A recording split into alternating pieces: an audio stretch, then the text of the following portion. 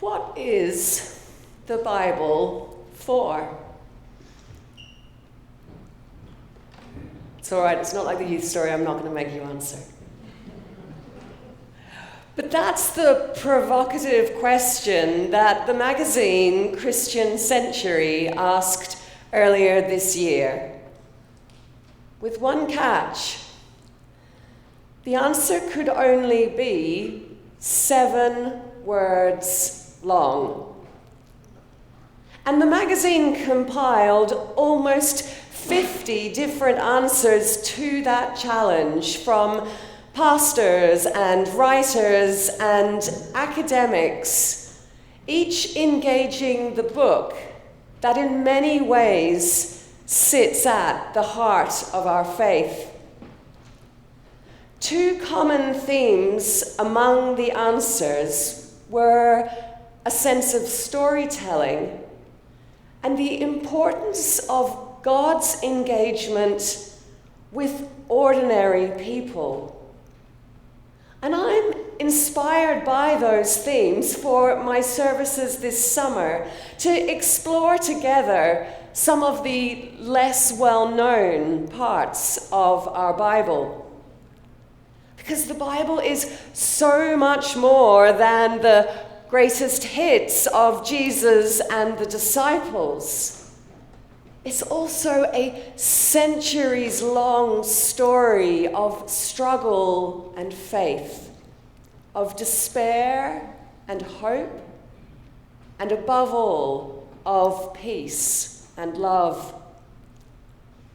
Or as the theologian Elizabeth Johnson answered, what is the Bible for? Orienting, anchoring, challenging, comforting, questioning, interpreting, loving. Today's reading then fits several of those categories. It's a challenging and questioning passage that you likely haven't heard before. The events take place in the midst of King David's rise to power. The people of Israel are in a period of transition from their past as a tribal society organized into the clans of the sons of Jacob and developing into a structured society ruled by a king. It is a time of upheaval and violence with both internal and external fighting. And in this tumultuous environment, it is not only David who is grasping for power. Those around him are as well, either to replace David or to share in his authority. Which leads us to today's reading, where 2 men are engaged in a battle for supremacy against David and each other. Joab has the upper hand. He is a violent and ruthless leader, manipulating circumstances and killing his opponents to advance his own ambition. And as such, Joab has no qualms about besieging and attacking a city and its residents, simply to capture and kill one man. The city of Abel Beth Maacah. The city had no allegiance to either David or Sheba, only the misfortune to have been the location where Joab finally ran his quarry to ground. And now they find themselves trapped. All routes in and out of the city are cut off. No fresh supplies, no reinforcements, no escape. The people are enclosed behind walls that once felt protective, but now act like a prison. The enemy outside is not idle, and noise assaults your very being. The thunder of battering rams, the crash of stones from siege engines, and the shouts of soldiers. Every day you'd wonder if the walls would hold. Every night you'd listen for the sound of an attack. Relentless violence, straining endurance, faith, and humanity. Sieges may be less common in our world, but violence, sadly, is not. In 2024, 184 countries around the world were sites of armed conflict.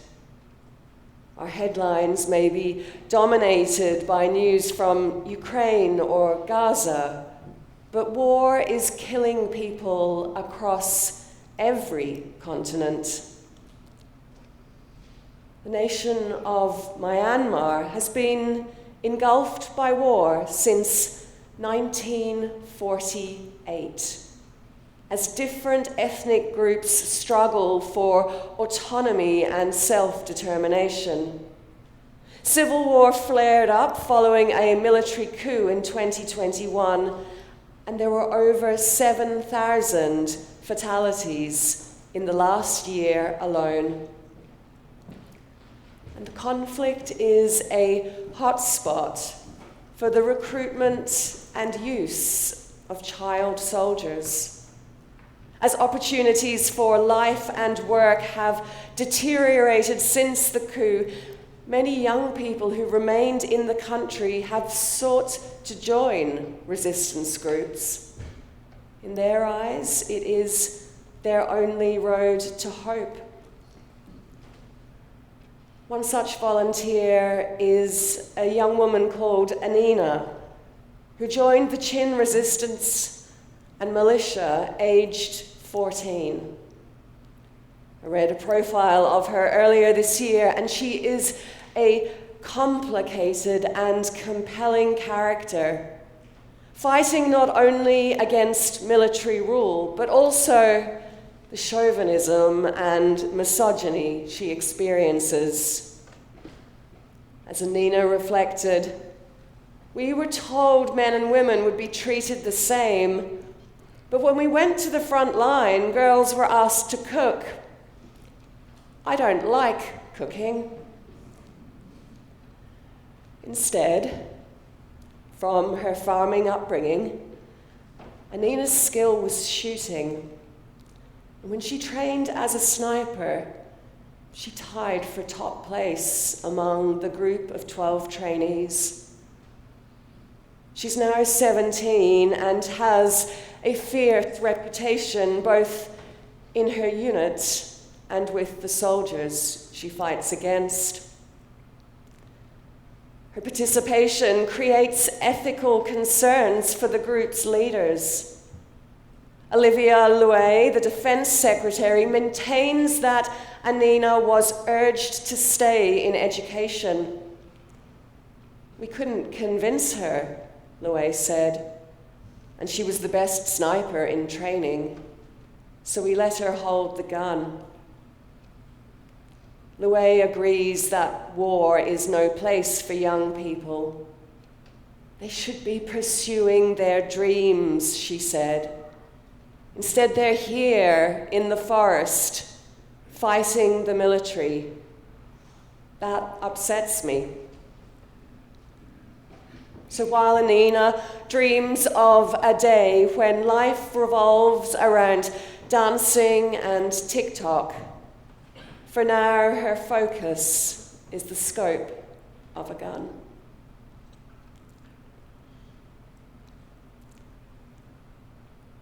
The wise woman of Abel Beth Maacah was another person who faced war reluctantly and unexpectedly.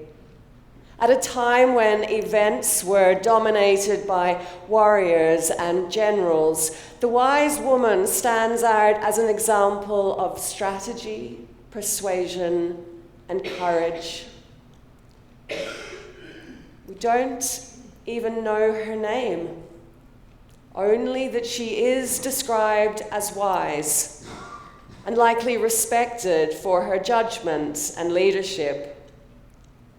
Biblical scholars note that this description given by the wise woman of a mother in Israel is the same phrase used by the prophet Deborah to describe herself, and suggests that the wise woman similarly provided leadership through service to God. So when the siege tightens its grip on the city, the wise woman steps up. She calls out to Joab from the city wall, asking to speak with him directly. This is bold. Approaching a military commander during a siege is dangerous, but she does it with confidence and courage. Rejecting any intimidation, the wise woman sought understanding. She didn't have an army, but she generated influence. She didn't use great force, but she achieved peace. In a chapter of the Bible filled with bloodshed and political fighting, her brief appearance is a powerful reminder that wisdom can still prevail. Indeed, the wise woman, more than anyone in this chapter, is closest to representing the peace of Christ. She intervenes to save lives. She negotiates peace. She restores safety for her city. Like Jesus, the wise woman prioritizes relationships that begin from a sense of powerlessness.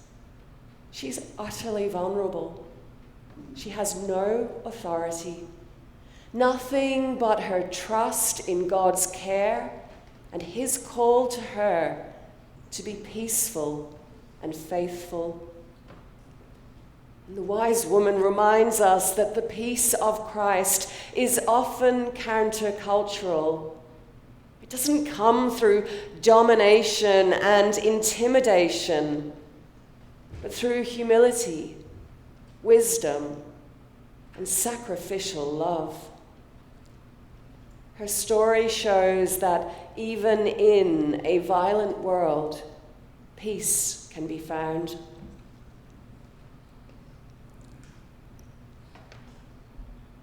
Awais Isaak is a Somali journalist who sought out peace, leading him to emigrate from Mogadishu to Toronto.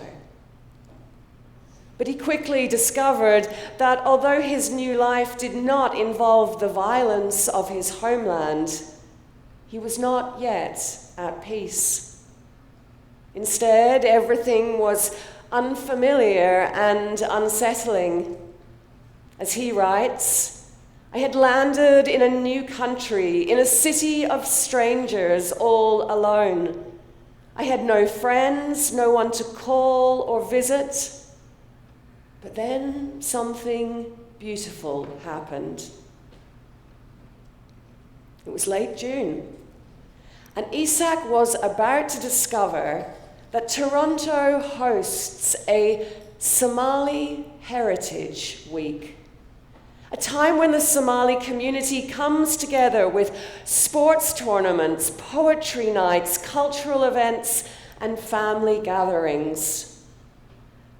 For Isaak, it was at first a homecoming, a point of connection and community when he was isolated and unsure. And then something more beautiful happened. As Isaak writes, I slowly became a part of something bigger. I found community, a purpose, and a sense of belonging I had been missing for years. It made me feel grounded. But Toronto didn't just reintroduce me to my own people. It also opened the door to the world. Through his studies, work, and neighborhood events, Isaac has now made friends from around the world. India, Colombia, South Korea, Sudan, and small island countries you've never even heard of. He has experienced Eid dinners and Diwali celebrations, Chinese New Year and Ukrainian Easter brunches. Isaac continues, we shared stories, food, jokes, and our struggles. They taught me how to appreciate difference and how to find common ground in humanity. And in that journey, I found not just a new city, but a new version of myself. I'm more confident now. I'm a connector. I bring people together. I've learned to listen more and to celebrate difference. I'm not just trying to belong, I'm helping others feel that they belong too. And so, as Isaac found community and purpose and a sense of belonging, Isaac found peace. Because, as we've shared in the children's story, the opposite of peace is not only war. The opposite of peace can be stress or intolerance or judgment. But we can shift each of these by shifting how we look at the world. Darshak Rana is a Canadian writer who experienced this shift in his home recently. It started from a place of frustration. As he wrote, I am so much annoyed at my neighbor who plays violin every night at 11 p.m. Exactly 11 p.m. for exactly 27 minutes for the past 3 months.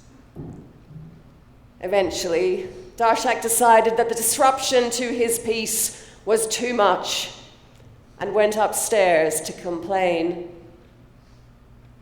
His neighbor answered the door in hospital scrubs, looking exhausted. I'm sorry, she said. I work at the hospital. It's the only time I have to practice. I'm trying to play my 4-year-old daughter something beautiful when she calls from Cairo, but I'll try to tone it down. And in that moment, peace was restored. Not through silence, but through understanding. As Darshak wrote, what was once a nuisance became my lullaby. I think, though, that perhaps the most universal opposite to peace is fear, which may explain why one of the most common instructions and encouragements we receive from God throughout the Bible addresses this head on. Do not be afraid. The theologian Walter Brueggemann delved into this teaching in one of his books. He wrote, the truth is that frightened people will never turn the world because they use too much energy on protection of self. The unafraid are generous in the community, while the frightened, in their anxiety, must keep and store and accumulate to make themselves safe. The unafraid commit acts of compassion and mercy, while the frightened do not notice those in need. The unafraid are committed to justice for the weak and the poor, while the frightened see them only as threats. The unafraid pray in the morning, care throughout the day, and rejoice at night in thanks and praise, while the frightened are endlessly restless and dissatisfied. As Brueggemann concluded, we are called to live unafraid, and through doing so, to make the world whole. We are called to seek out the peace of Christ, not just avoiding conflict, but encouraging understanding and relationship and belonging, to reject fear and pride and judgment, and let peace and love rule in our hearts instead. Which brings me back to our opening question.